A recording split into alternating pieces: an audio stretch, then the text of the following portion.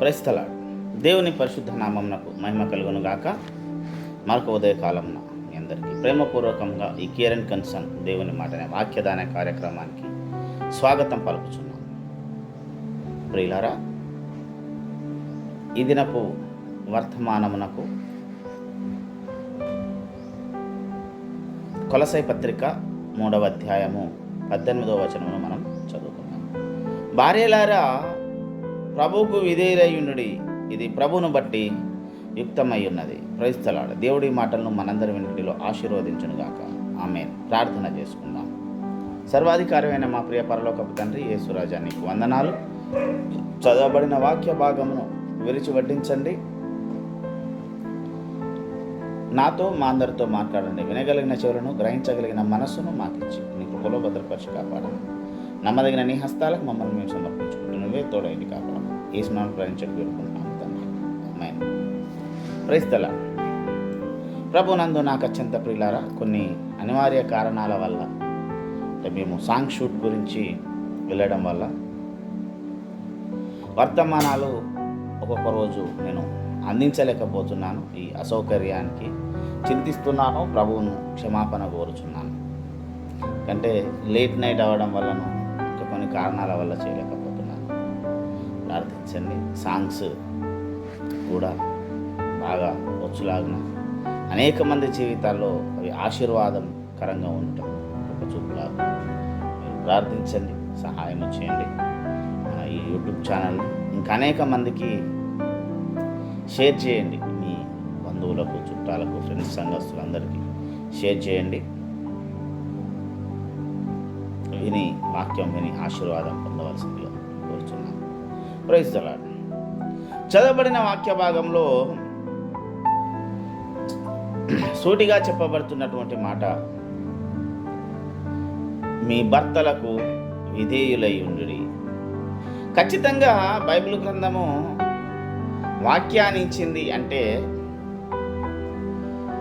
దేవుడు నొక్కి వక్కానించాడు, మీ భర్తలకు విధేయులై ఉండుడి అంటే దీని అర్థము విధేయులయ్యేటటువంటి తత్వము ఈరోజు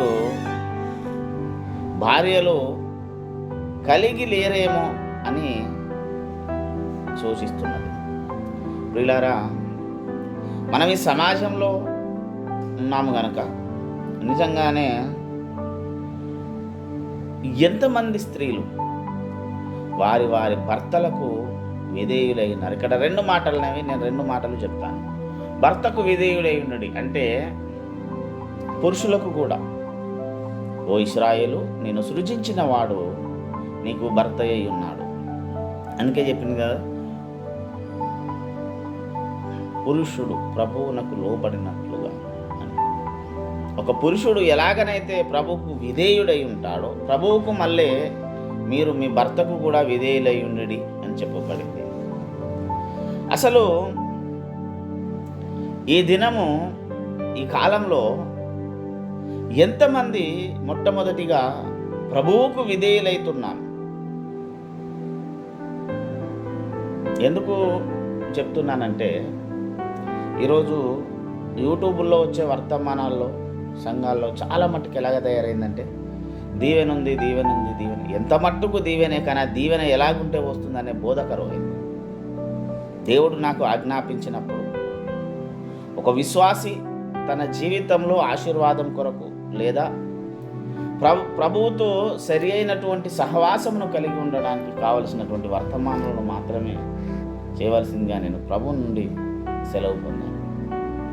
నా ద్వారా దేవుడు అనేక మాటలు నాకు కూడా నేర్పుతున్నాడు. దానికి నేను ప్రభువుకు బహు కృతజ్ఞుడను. ప్రియులారా, నిజంగానే ఎంతమంది ఈరోజు ప్రభువుకు విధేయత కలిగి బతుకుతున్నాం అంటే, అందరూ చెప్తారు నేను నిజంగానే విధేయుణ్ణి అని. కానీ నిజంగా విధేయత ఉందా? ఏ విషయంలో ఉంది? యెరూషలేము వైపు చేతులెత్తి ముమ్మారు ప్రార్థన చేసిన దానియేలు లాంటి ప్రార్థన జీవితం ఎంతమంది కలిగి ఉన్నాం? ఈ ఉదయకాలంలో దేవుడు అడుగుతున్నాడు, ఎంతమందికి ఉంది? ఎంతమందికి ఉంది? ఏం పాడగాలేగా సార్ అంటే, పాడవుతున్నటువంటి మన కుటుంబం గురించి ఈరోజు మన కుటుంబంలో ఒక 4-5 వ్యక్తులం ఉంటే ఎన్నిసార్లు మనం దేవునితో స్తుతించగలుగుతున్నాం, దేవుడి సన్నిధికి వెళ్ళగలుగుతున్నాం. పొద్దున లేచినప్పటి నుంచి రాత్రి పడుకునేంత వరకు మన జీవితం బిజీ లైఫ్ అయిపోయింది, యాంత్రికంగా బ్రతుకుతున్నాం. కానీ అన్నింటినీ విధాల్లో మనకు అందించుతున్నటువంటి ప్రభు అయిన యేసు సన్నిధిని మనం నిజంగానే తృప్తికరంగా ఉన్నామా? ఎంతమందికి దేవుడితో సరి అయిన సన్నిహిత్యం ఉన్నది? చాలామంది ఆదివారం తప్పితే ఆదివారం బైబిల్ తీయలేని స్థాయిలో ఉంటారు. కొంతమంది గుడులకు పోని స్థాయిలో ఉంటారు. ప్రార్థనే ఉండదు. ఖాళీ టైం దొరికితే సినిమాలు, సీరియల్స్, టీవీలు చూడాలి. ఇప్పుడు మొబైల్లో ప్రపంచం అంతా కనబడుతుంది కనుక మొబైల్ చూడాలి, లేదా ముచ్చట పెట్టాలి. ఇవన్నీ తప్పని నేను చెప్పట్లేదు, కానీ వీటన్నింటికంటే ముఖ్యమైన ప్రభువుకు ఎంతమందిని లోపడుచున్నాం? ఎంతమందికి పాడైపోతున్న నీ కుటుంబంలో ఉన్న సమస్యలను గురించి ఎన్నిసార్లు నువ్వు ప్రభువుకు విన్నవించావు? ప్రభువా, నా పిల్లలు నా మాట వినట్లేదు, వాళ్ళు చదువు చక్కగా చదవట్లేదు, లేదా మా మాట వినట్లేదు, మేము చెప్తే ప్రార్థన చేయట్లేదు, సహవాసానికి రావట్లేదు అని ఎంతమంది ఈరోజు దేవుడి సన్నిధిలో అడుగుతున్నటువంటి భార్యలు ఉన్నారు. నా భర్త నాకు వ్యతిరేకంగా ఉన్నాడు, ఇబ్బంది పెడుతున్నాడు, నేను చెప్పినట్టు వినట్లేదనే కంప్లైంట్సే ఉన్నాయి. కానీ ఎందుకు వినట్లేదు అనేది ఏదైనా ఉందా? ఎందుకు వినట్లేదు అనే పరిస్థితిని ఎప్పుడైనా కనుక్కున్నావా? నా ప్రియ సహోదరి, నిజంగానే నీ కన్నీటికి చాలా విలువ. దేవుడు, నేను రాసిన పాటలో దేవుడు నాతోటి రాయించినటువంటి పాట, ఒక పల్లవి నిజంగా దైవభక్తిలో ఉన్నటువంటి ఒక సహోదరి మనసు ఏంటో దేవుడు నాకు చూపించినప్పుడు నేను రాసిన పాట. ఎరిగి ఉన్నావో సోదరా నా కన్నీటి విలువ ఎంతని, అడుగుతున్నాను ప్రభు యేసుని, ఎందుకింత శ్రమ నాకని, వెతుకుచున్నాను ఆ సన్నిధి, నా కన్నీటికి విలువేదని. ఏంటట? ఎదురుగా ఉన్న సోదరుని అడుగుతున్నది ఏమని? నా కన్నీటి విలువ ఎంత నీకు తెలుసా?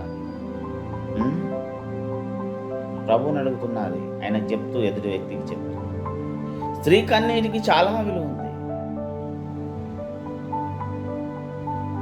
ఏ కన్నీటిని గురించి నీవు దేవుడి సన్నిధిలో మోకరిస్తున్నావు? ఏ కన్నీటితో మోకరిస్తున్నావు? ఎంత మట్టుకు ఈరోజున్న స్త్రీలు ప్రభువుకు లోబడుచున్నారు? ఎంత మట్టుకు మన జీవితము, మన కుటుంబము మనదే తప్ప మనం ఏం చేస్తున్నాం, ఎక్కడున్నాం, ఎలాగున్నాం అనేది ఎంతమంది స్త్రీలు ఆలోచన చేస్తున్నారు? ఎంతమంది స్త్రీలు నా భర్తలాగానే మార్చు ప్రభు అని మాట్లాడుతున్నారు?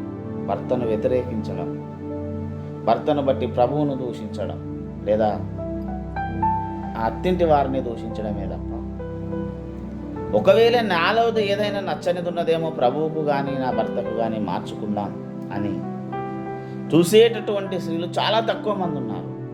ఎంతకాలం ఇలాగ చేశాడు, అలాగ చేశాడు. నువ్వెలాగ చేసావో చూడు సహోదరి. ఈ ఉదయకాలంలో దేవుడు నిన్ను అడుగుతున్నాడు, నువ్వేం చేశావు? నీ కన్నీటి విలువ సామాన్యమైనది కాదు. కన్నీటితో ప్రార్థించిన అన్న ఒక గొప్ప కొడుకును కన్నా. భర్త మాట వినని లోతు భార్య ఉప్పు స్తంభమైంది. ఎందుకో తెలుసా? ఆ రోజు సొదొమ గొమొర్రాల మీద ప్రేమ చావలేదు వారికి. అమ్మగారికి సొదొమ గొమొర్రాల మీద ప్రేమ చావలేదు. ఎందుకు చావలేదు? భర్త అడుగు జాడల్లో నడవలసినటువంటి భార్య భర్త మాటను కాదని ఎందుకు వెనక్కి తిరిగి చూసింది? భర్త చెప్పాడు కదా చూడకూడదమ్మా అని. నువ్వేం చూడకూడదు, వెనక్కి తిరగకూడదు, నా వెంటనే రావాలి, నా వెనకనే పరిగెత్తి రావాలి. ఎందుకు చూసింది? ఈరోజు ఎంతమంది స్త్రీలు భర్త చేయకూడదు అన్నదాన్ని అలాగనే వదిలేస్తున్నారు? చాలా మట్టుకు లేరండి. ఎందుకంటే కొంత సమయం అతను చెప్పింది విన్నా మళ్ళా